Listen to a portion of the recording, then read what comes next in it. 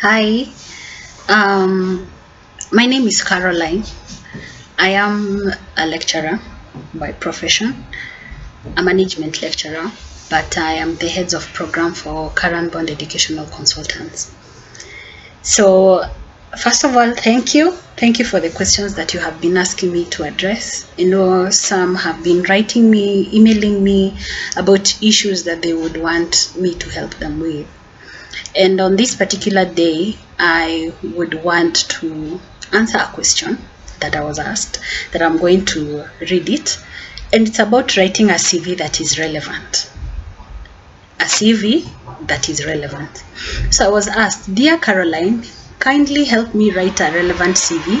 I know how to write one, but how do you make it more attractive? So I am looking at this question as someone who already has come across several curriculum vitae, either from the internet, because you can always Google.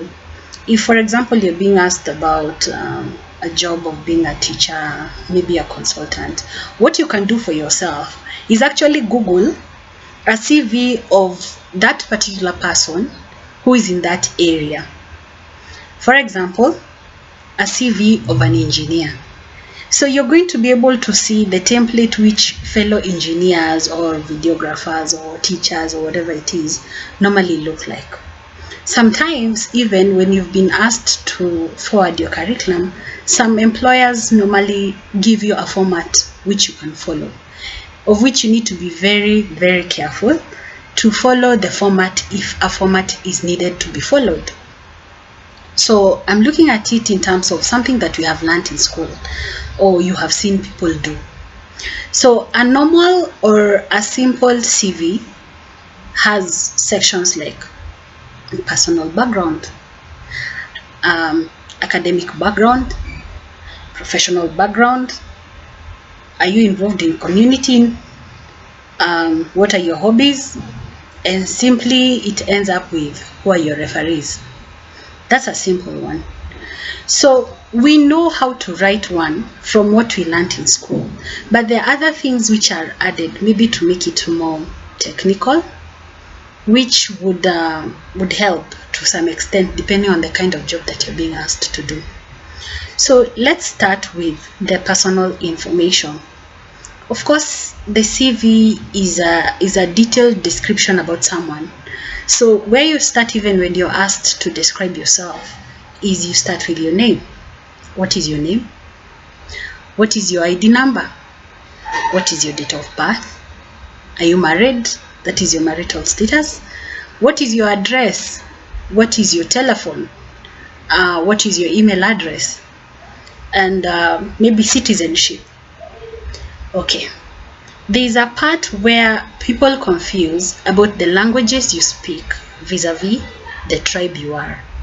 Now there is a difference, because you do not want to write out your tribe and look as if you want to make yourself more appealing based on where you're coming from. There are some jobs which are not necessarily looking, because it is important actually to put language that you speak. Maybe you speak English and Kiswahili. That already is something that is acceptable, and most of us speak English and Kiswahili. But there are some jobs which would require you to be able to speak more other languages. For example, you can speak French. Maybe that job is based in Somali, and you would want to write Somali as one of the languages which you speak. So sometimes putting your tribe is a no-no. So after you finish that, or even before, you need to put an address, an email address which they can write and you can be able to respond immediately. Even your telephone that you give should be one that is working. And if you want to put your number and you have maybe another number, maybe of your guardian, you can put also as another alternative maybe address or alternative phone number, and actually put the name of the person who is using that number.